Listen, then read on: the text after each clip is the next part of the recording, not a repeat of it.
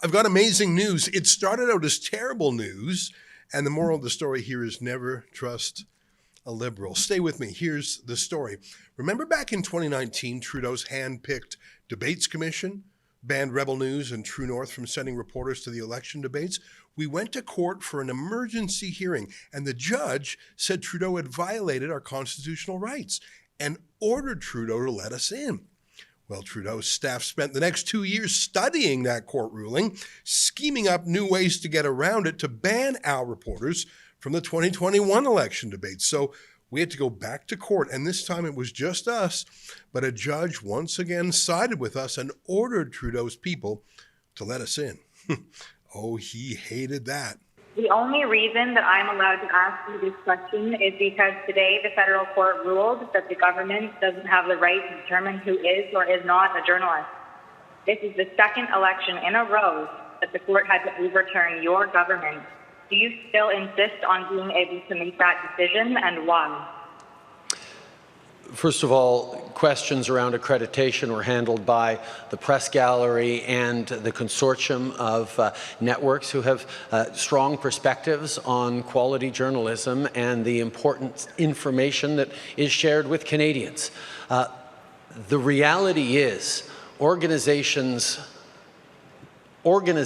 like yours that continue to spread misinformation and disinformation on the science around vaccines, around how we're going to actually get through this pandemic and be there for each other and keep our kids safe, is part of why we're seeing such unfortunate anger and lack of understanding of basic science. And quite frankly, I won't call it a media organization, your group of individuals need to take accountability for some of the polarization that we're seeing in this country. So here's where the story gets really crazy. It's 2025 now. There is another election underway, but Mark Carney is the prime minister, not Trudeau. And this time, when we applied for accreditation, they said we were welcome to attend. Huh? In fact, they said we could send as many reporters as we liked. 16 of us had applied, and 16 of us were accredited. We have enemy ships in Sector 47. It's a trap. Well, I knew it was a trick. I knew they must be hiding something. I mean, they're liberals. And it proves my point about Mark Carney. He's Trudeau 2.0. Just as evil, but smarter and harder working. I knew there was something going on that they were hiding from us, so we had our lawyer, Chad Williamson, press them on it. Chad is the same lawyer who beat the Debates Commission in court in 2021, so Chad started interrogating them in a series of letters, and slowly but surely, he discovered their plan to block us. Carney's Debate Commission said all 16 of us could attend, but they finally confessed their trick to Chad. Only one of us would be allowed to ask questions. The other 15 would have to sit in silence. It was a new rule they just made up. It was a secret rule that applied only to Rebel News. And if we didn't hire Chad to interrogate them, we would have walked into a trap, because by the time we realized what was going on, it would have been too late to go to court. They planned to keep all of this a secret until we showed up.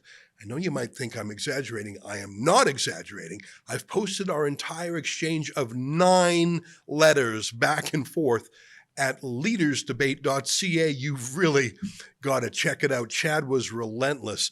16 rebels were allowed to attend, but according to the Debates Commission, 15 of us couldn't ask any questions at the press conference.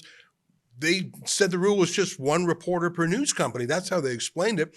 But we know that's a lie. I mean, the CBC has several reporters in English Canada, and then they have several reporters for Radio Canada, which is the CBC Quebec.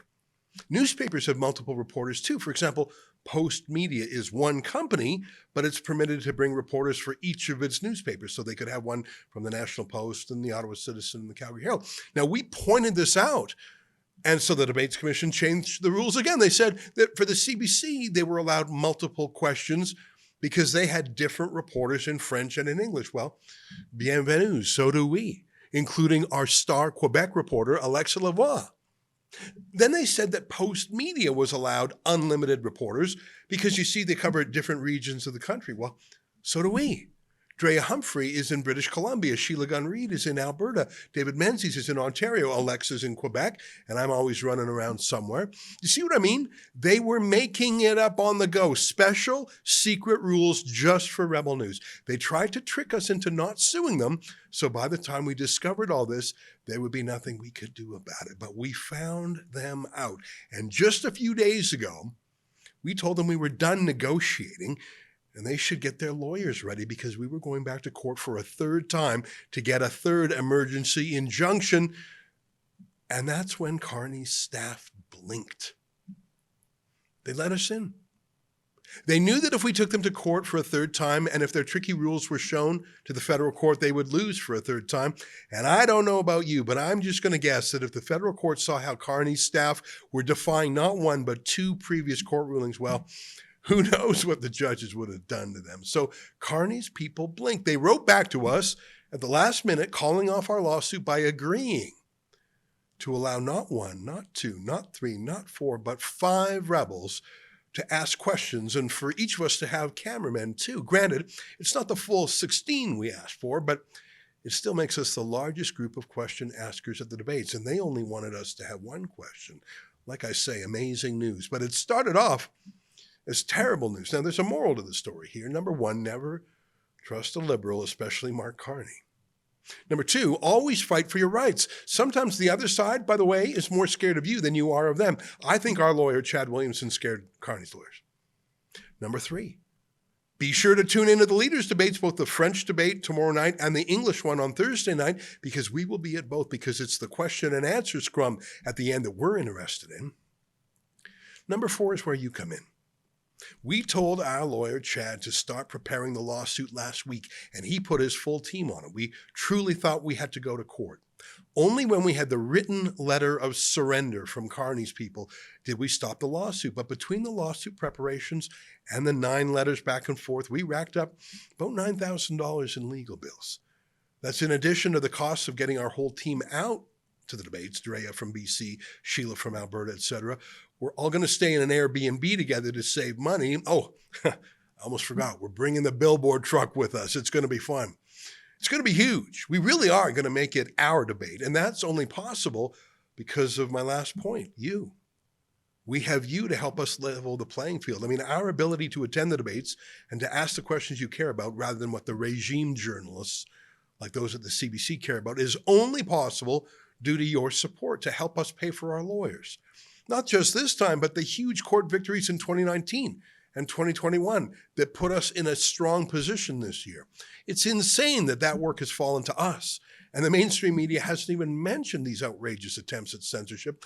But then again, they don't really want Rebel News to attend either, do they? Between Chad's legal wrangling, the half-drafted lawsuit, our travel costs, and our Airbnb, I estimate that we will need $12,000 to cover our debate costs. Could I please ask you for a personal favor to chip in? It was a David versus Goliath battle just to get in. And once we're in, it'll still be a David versus Goliath battle to push aside the regime journalists who will physically try to block us from getting to the microphones. They did that before. And then it'll be a third David versus Goliath battle to actually put questions to Mark Carney and Jagmeet Singh and Pierre Poilievre too. But I promise you, we will ask questions that no one else in the media will. If you can help us, please go to leadersdebate.ca. Check out our 9 letters back and forth. And if you like what we're doing and believe it's increasing freedom for everyone, please support us. The website again is called leadersdebate.ca. And look, Rebel News and one other independent media outlet were fighting in court back in 2019. By 2021, it was just us by ourselves. But our victory allowed all other independent media to attend. Do you remember that? And our victory this time, too, will redound to the benefit of everyone. In other words, Rebel News fights for our reporters and our viewers, you bet. But the benefits of our fights and the precedents we set benefit every journalist in the country, whether they admit it or not. So please help me cover the $12,000 in legal costs here, the $9,000 in legal fees, the $3,000 to bring our whole team and that lovely truck to the debates. And one last thing. you really got to read the full exchange of letters between Chad and Carney's people. Do yourself a favor. I mean, there's 9 of them, but they're only about a page or 2 each. Go to leadersdebate.ca and you'll see why Mark Carney's people finally cried uncle when Chad was after him. We'll be posting our videos about the debate there too. Thanks for your support, and we'll see you at the debates.